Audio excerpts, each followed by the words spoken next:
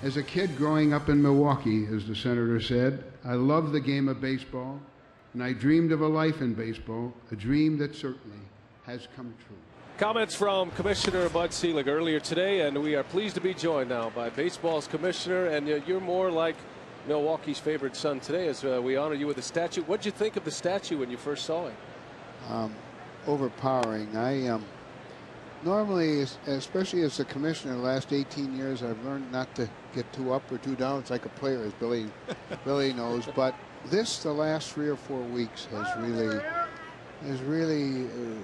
made a really emotional impact on me. I've thought a lot about a lot of things, talked to a lot of people, and today was really remarkable. I don't know. It was the ceremony. I think you both would agree was really dramatic, emotional.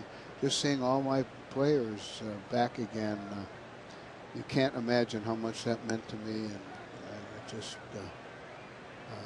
Robin Yount said it well, and Billy knows this. He was here and watched all my temper tantrums and everything else. But we were really a family. It was it was a wonderful relationship. Jimmy Gantner said in the paper this morning he doubts that any owner will ever be as involved and have the kind of relationship. They were my family. We lived and died together. We did a lot of things, but so it was the whole day was something. And to think that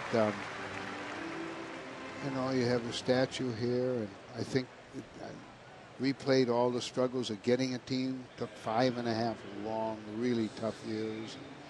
And then the Miller Park controversy, which you certainly will remember, which was unpleasant, as many stadium battles are. This one was tough, but it's all worthwhile.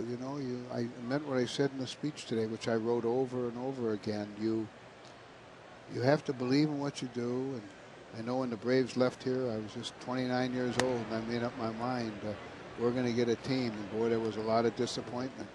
Got passed over by the American League, got passed over by the National League, thought we had the White Sox block, but I taught myself and a lot of people, I guess, about persistence, and then the same thing came in the Brewer thing, and in a great sentence. Oh, I didn't know, I certainly didn't know about the players till right before. Nobody had told me. Mike Ilitch, the owner of the Tigers, was coming, and he called yesterday. I knew he was coming with Dave Dombrowski, and he said, I saw Al Kaline yesterday, and he had read about this. Do you mind if he comes? I said, what, are you kidding?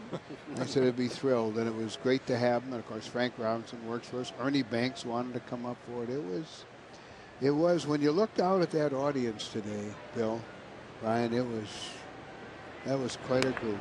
And so I guess emotionally spent tonight, but I'll be fine tomorrow. But I guess in the end, if you'd ask me, how do you feel tonight? Really grateful. Of all the things that you've accomplished, I mean, bringing the Brewers to Milwaukee and Miller Park and being commissioner for 18 years, what has been the most rewarding and what has been the toughest? Well, no, that's a fair question. The most rewarding is bringing the Brewers to Milwaukee because, as I said today, you have no idea the odds were really stacked against us. They didn't want to come back here. We got passed, as I said, in both expansions, and it was really ugly. It was tough. And so that will always stand to me as the thing that I'm proudest of. The toughest, well, I've had a lot of really tough things as commissioner, but there was nothing tougher because of a lot of personal actions during the stadium controversy. You don't mind people having different opinions. That's part of life. That's, as I always say, that's democracy.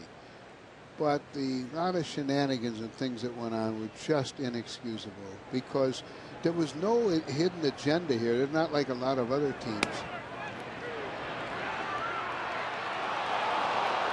The inning will continue. Safe as a call at second base. This was a group led by me trying to stay in Milwaukee. So last thing in the world, you know me well enough to understand that.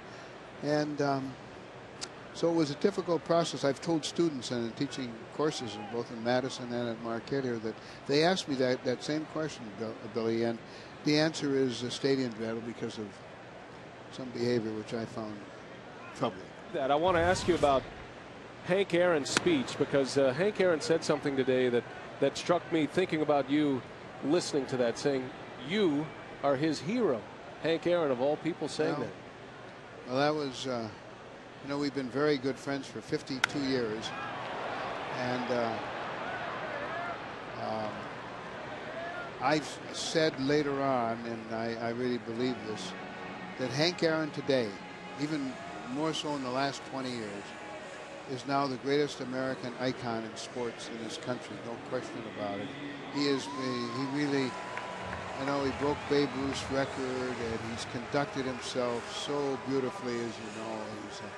He's one of the classiest human beings, and he and I have been, we've had a lot of fun together, we've laughed together, we've shared disappointments and things together, but yeah, that's the ultimate compliment. And as I said to Tom Hardrecord on Sunday in the end of an interview, and he said, well, how do you feel about this going up? And I said, well, wind up between the hammer and the kid. That's pretty good. What's next for Major League Baseball? What's on your docket? Well, we have labor in 2011. We have the internationalization of the game. Our network, our channel is doing very, very well. Our internet company, BAM, is one of the largest in America today. I mean, we're doing really, really well. So I want to keep us moving, Bill and Brian, in the right direction. We were burdened for 22 years before I took over, and I was in the game with 8 work stoppages, as you remember. And they were all painful. One was more painful than the other, and hurt us really badly. So I want to make sure that doesn't happen again. I want to make sure that this game continues to flourish, and it will.